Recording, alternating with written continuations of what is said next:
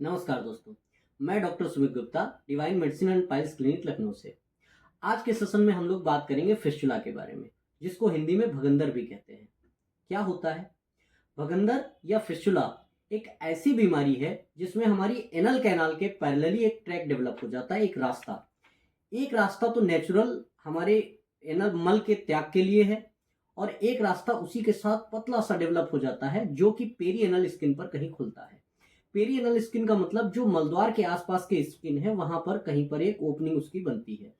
शुरुआत के दिनों में वो देखने में ऐसा लगता है जैसे कोई फुंसी फोड़ा हुआ है, छोटा सा दाना जैसा, जो कि समय के साथ फूटता है और उसमें से पस और काफी ज्यादा बदबूदार डिस्चार्ज निकलता है। फिस्टुला के केस में एक ओपनिंग इसकी अंदर होती है, मलद्वार के अंदर होती है एनल कैनाल में, और एक बाहर की तरफ होती है। होता क्या है, जब कभी भी मलत्याग के लिए जाते हैं तो उसमें कुछ मल के कण फंस जाते हैं जो कि डीके होते हैं, सड़ते हैं, तो उसकी वजह से काफी बदबूदार डिस्चार्ज होता है, पश डिस्चार्ज होता है, जलन, खुजली, अनइजीनेस, और पूरा दिन हमारा दिमाग डिस्टर्ब रहता है। इसी को फिस्टुला कहते हैं। अगर आप भी कोई ऐसी बीमारी से पीड़ित हैं तो आप हमें नीचे दिए गए नंबर पे कांटेक्ट कर सकते हैं, या आपके मन में कोई सवाल है तो आप हमसे नीचे कमेंट में पूछ सकते हैं और आप अपनी सारे सवालों का समाधान पा सकते हैं। Thank you. नमस्कार दोस्तों, मैं doctor Sumit Gupta, divine medicine and piles clinic से। एक बहुत पुरानी कहावत आपने सुनी होगी कि शरीर की सारी बीमारियां पेट के रास्ते होती हैं। इसका सीधा सा मतलब है, अगर आपका पेट ठीक नहीं है, अगर आपका डाइजेशन ठीक नहीं है, पाचन तंत्र स्वस्थ नहीं है, तो आप शारीरिक रूप से भी स्वस्थ नहीं रह पाएंगे। खासकर जब पेट सही ना हो, पेट में डाइजेशन ठीक से ना हो, तो गैस है, अपच है, या कॉन्स्टिपेशन जिसे कब्ज कहते हैं, ऐसी बीमारियां जन्म लेती हैं। और अगर किसी को कब्ज है या गैस है, काफी टाइम से ऐसी प्रॉब्लम्स रहें, तो फिर मल द्वार से संबंधित बीमारियां जैसे पाइल्स, फिशर, फिस्टुला, ऐसी बीमारियां उत्पन्न होने लगती हैं। कॉन्स्टिपेशन क्या है?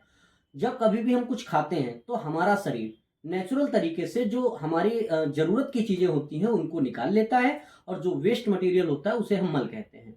लेकिन मल में काफी मात्रा में पानी होता है। जो स्वस्थ व्यक्ति में जो मल होता है, उसका कह सकते हैं कि जो मल का स्टेट होती है वो ऐसी होती है कि आसानी से शरीर से बाहर निकल जाए, चिकनाहट रहती है, उसमें काफी कंटेंट, काफी मात्रा में पानी रहता है।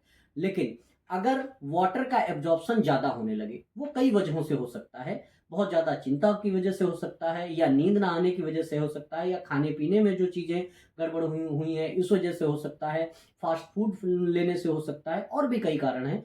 तो अगर ऐसा कभी होता है तो मल बहुत हार्ड हो जाता है, जो कि आसानी से पास नहीं होता, और इस केस में इस कंडीशन को बोलते हैं कॉन्स्टिपेशन, या कब्ज कहते हैं।